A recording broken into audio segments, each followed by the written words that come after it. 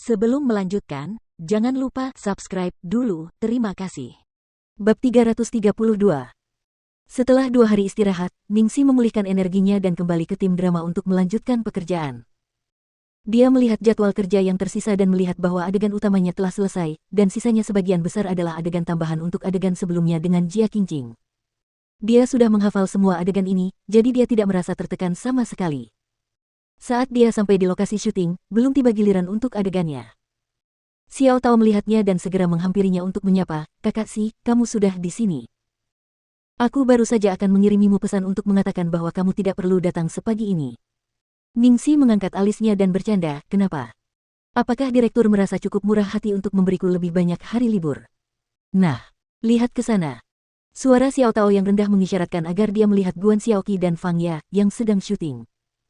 Itu Guan Xiaoqi, dia sudah melakukan banyak kesalahan, dia bahkan lebih buruk dari Jia Qingqing yang asli.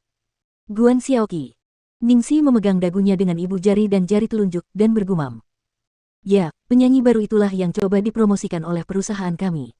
Nyanyiannya jelek sekali, tapi apa boleh buat. Dia kaya raya, dan dia menghamburkan uang seperti air mengalir. Kudengar dia selalu ribut soal akting sejak awal, tetapi setelah perusahaan menguji kemampuan dasarnya, mereka menyadari bahwa aktingnya lebih buruk daripada nyanyiannya.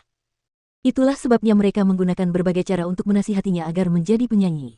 Setidaknya kemampuan menyanyinya bisa diasah nanti. Sayangnya, setelah semua uang terkumpul, dia hanya menjadi penyanyi selama beberapa bulan dan berkata ingin berhenti. Akhirnya, dia tetap menuntut untuk berakting, dan begitulah dia mulai menggebrak dunia hiburan."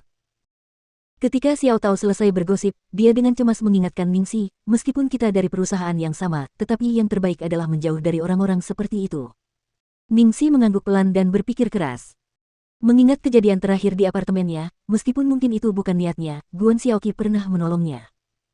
Namun tentu saja, dia tidak akan melakukan sesuatu dengan ceroboh tanpa mengenal seseorang dengan baik. Setelah mendengar situasi ini, Ningsi tidak pergi lebih awal, tetapi malah duduk di kursi. Dia memiliki cukup banyak adegan dengan Guan Xiaoqi, jadi dia merasa perlu memahami tingkat keterampilannya terlebih dahulu. Di ujung ruangan, pemotretan Guan Xiaoqi dan Fang Ya berlanjut. Karakter Guan Xiaoqi dalam drama tersebut adalah saingan Meng Changge, Putri Xian, dan Fang Ya berperan sebagai selir lainnya, Putri Su. Kedua karakter tersebut biasanya sering bertengkar, jadi mereka memiliki cukup banyak adegan bersama. Ningsi memperhatikan dari jauh. Dari apa yang dia amati, Guan Xiaoqi selalu bersalah, dan Guo Qisheng hampir putus asa. "Guan Xiaoqi, kau selir yang sangat dicintai. Selir, kau pasti sangat menawan dan mempesona. Bisakah aktingmu tidak sekaku itu?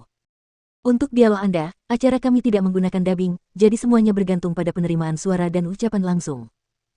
Bagaimana kami bisa menggunakan rekaman ini jika Anda melafalkan dialog seolah-olah Anda sedang membaca buku secara monoton? Ekspresi. Bagaimana dengan ekspresimu?" Xiao Tao memberikan sebungkus biji melon kepada Ningsi dan berkata, "Kakak Si, lihat, aku tidak melebih-lebihkan, kan? Kemampuan aktingnya benar-benar buruk.